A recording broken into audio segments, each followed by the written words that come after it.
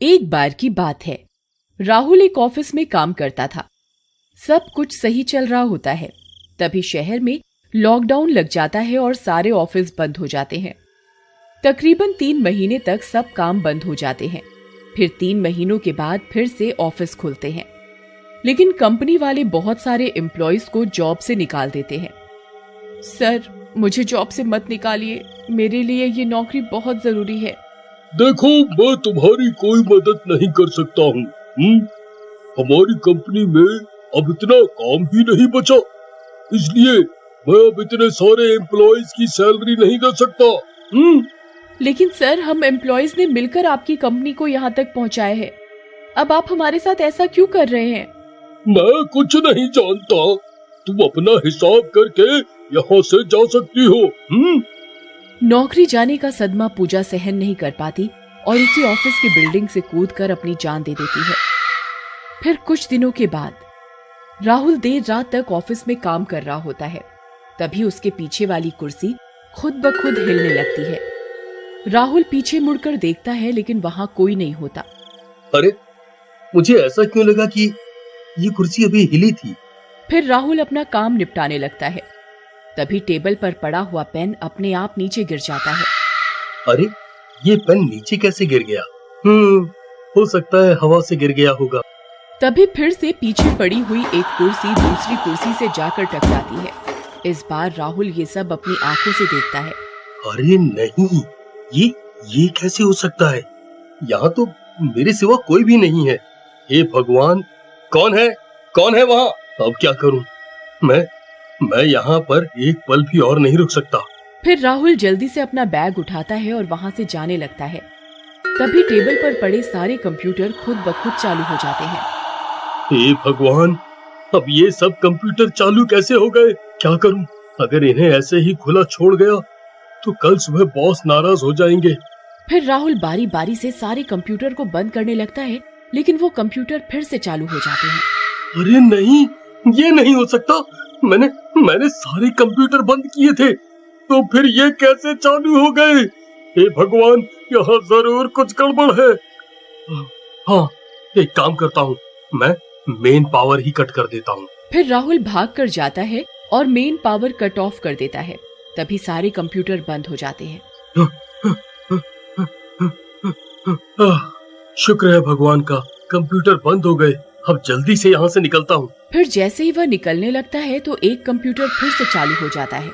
ये देखकर वो हैरान रह जाता है। अरे, मर गए रे!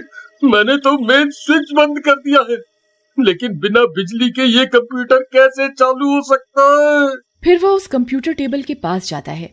उस टेबल पर पूजा नाम लिखा होता है। उस नाम को देखते ही राहुल सब कुछ समझ जाता है। उस कंप्यूटर पर खुद ब खुद काम हो रहा होता है। पूजा, क्या तुम यहाँ हो? तभी कंप्यूटर पर खुद ब खुद टाइप होने लगता है। हाँ राहुल, मैं यही हूँ। क्या हुआ, तुम डर क्यों रहे हो? अभी तो बहुत सारा काम पेंडिंग है। तुम कहाँ जा रहे हो? चुपचाप आओ और अपना काम खत्म करो। अरे मर गए रे! ये पूजा तो सच में यहाँ है। हाँ पूजा, तुम अपना काम कर लो, मैं भी अपना काम खत्म कर लेता हूँ। हाँ। फिर राहुल भी चुपचाप डरते हुए अपने कंप्यूटर पर बैठ जाता है और काम करने का नाटक करने लगता है। अरे यार, ये मैं आज कहाँ फंस गया? अब क्या करूँ? फिर राहुल कुछ देर काम करने का नाटक करता है। तभी उसके पीछे वाली कुर्सी हिलती है और किसी के चलने की आवाज आती है और टॉयलेट का गेट खुलता है। इसी का फायदा उठाकर राहुल वहां से भाग जाता है। अरे भागो रे, अपनी जान बचाकर भागो। ये पूजा वापस कहाँ से आ गई? फिर राहुल ऑफिस के बाहर से ऑटो पकड़कर जल्दी से वहां से निकल जाता है। फिर घर पहुंचकर राहुल अपने बॉस को फोन करता है। हेलो, हाँ सर, मैं बोल रहा हूँ राहुल। सर, पूजा वापस आ गई है। क्यों? ज्यादा पीली है क्या? ये क्या नाप शनाप बोल रहे हो? पूजा तो मर गई थी। चलो फोन रखो और मुझे सोने दो। अरे यार, अब इन्हें कैसे यकीन दिलवाऊं? फिर अगला दिन होने पर सब लोग ऑफिस आते हैं और अपना काम करने लगते हैं। लेकिन राहुल कल वाली रात हुई घटना को भुला नहीं पाता। फिर शाम होने पर सब एम्प्लॉयज अपना अपना काम खत्म करके ऑफिस से निकल जाते हैं।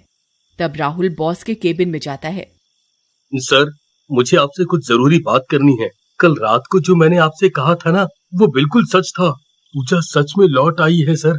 राहुल, लगता है वर्क प्रेशर की वजह से तुम्हारा दिमाग खराब हो गया है। तुम 2 दिन की छुट्टी ले लो, तुम्हें पूजा दिखाई देना बंद हो जाएगी। तभी उन्हें कुछ सामान गिरने की आवाज आती है। अरे, ये कैसी आवाज है? बाहर कौन है? बाहर कोई भी नहीं है सर, सब एम्प्लॉयज जा चुके हैं। ऑफिस में बस आप, मैं और पूजा ही है। ये क्या बकवास कर रहे हो? चलो मेरे साथ, अभी देखता हूँ कौन है। फिर वे दोनों बाहर आकर देखते हैं। वहां अंधेरा होता है, सब कंप्यूटर्स बंद होते हैं। लो, देख लो, कोई भी तो नहीं है यहाँ। तभी एक कंप्यूटर खुद ब खुद चालू हो जाता है और उस पर कुछ टाइप होने लगता है।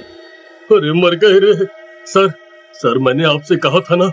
लो, अब अपनी आंखों से देख लो। फिर वे दोनों उस कंप्यूटर के पास जाते हैं और स्क्रीन पर टाइप हो रहे अक्षरों को पढ़ने लगते हैं। हेलो सर, कैसे हैं आप? मैं अपना काम खत्म किए बिना नहीं जाऊंगी। आप अपने केबिन में आराम कीजिए। अरे मर गए रे। अरे राहुल, ये सब क्या है भाई? ये कैसे हो सकता है? क्या सच में पूजा यही है? जी सर, पूजा लौट आई है। मैं कब से आपको यही बताने की कोशिश कर रहा हूँ, लेकिन आप मेरी बात का विश्वास करने को तैयार ही नहीं थे। कल मेरे साथ भी यही हुआ था। अरे मर गए रे। अरे पूजा, मुझे माफ कर दो। मैंने तुम्हें नौकरी से निकाल दिया। मुझे ऐसा नहीं करना चाहिए था। मेरी भी कुछ मजबूरियां थी। मैं हाथ जोड़कर तुमसे माफी मांगता हूँ। तभी पूजा की चीखने की आवाजें आने लगती हैं। मैं तुझे नहीं छोड़ूंगी, मैं तुझे भी अपने साथ लेकर जाऊंगी। तेरी वजह से मेरी जान गई थी, अब तू भी मरेगा। अरे राहुल कुछ करो भाई, नहीं तो ये मुझे जिंदा नहीं छोड़ेगी। राहुल। पूजा, देखो पूजा, इन्हें मारकर तुम्हें कुछ हासिल नहीं होगा। इन्हें माफ कर दो। अगर इन्हें कुछ हो गया तो कंपनी भी बंद हो जाएगी और हम सब लोगों की नौकरियां भी चली जाएंगी। मैं तुमसे हाथ जोड़कर माफी मांगता हूँ। मुझसे गलती हो गई। इस बुरे वक्त में मुझे अपने एम्प्लॉइज का साथ देना चाहिए था। मैं आज के बाद किसी भी एम्प्लॉय को जॉब से नहीं निकालूंगा। मैं वादा करता हूँ, तुम सब ने इस कंपनी को इतनी ऊंचाइयों पर पहुंचाया है। मैं आज जो भी हूँ अपने एम्प्लॉइज की वजह से ही हूँ। पूजा, मुझे माफ कर दो। मैंने कुछ पैसे बचाने के चक्कर में तुम्हें और कुछ लोगों को नौकरी से निकाल दिया। मुझे इस नौकरी की सख्त जरूरत थी। मैं अपनी बहन की शादी के लिए पैसे जोड़ रही थी, लेकिन तुम्हारी वजह से मैंने एक गलत कदम उठा लिया, जिसकी सजा मेरा परिवार भुगत रहा है। तुम फिक्र मत करो पूजा, मैं तुम्हारी बहन की शादी करवाऊंगा। उन्हें किसी बात की कोई कमी नहीं आएगी। ठीक है, मेरे परिवार से कहना मैं अपने किए की उनसे माफी मांगती हूँ। मुझे खुदकुशी नहीं करनी चाहिए थी। मुझे एक बार अपने परिवार के बारे में जरूर सोचना चाहिए था कि मेरी मौत की खबर सुनकर उन पर क्या बीतेगी। उनसे कहना कि मैं बहुत शर्मिंदा हूँ, मुझे माफ कर दे। फिर इतना बोलकर उसकी आत्मा वहां से चली जाती है और कंप्यूटर भी अपने आप बंद हो जाता है। फिर सब एम्प्लॉइज मिलकर पूजा के परिवार की मदद करते हैं और बॉस सबको ये विश्वास दिलवाता है कि आज के बाद किसी को भी बेवजह नौकरी से नहीं निकाला जाएगा। जिस तरह एम्प्लॉइज कंपनी में मेहनत करके कंपनी को नई ऊंचाइयों पर पहुंचाते हैं, उसी तरह बुरा वक्त आने पर कंपनी भी एम्प्लॉइज का साथ जरूर देगी।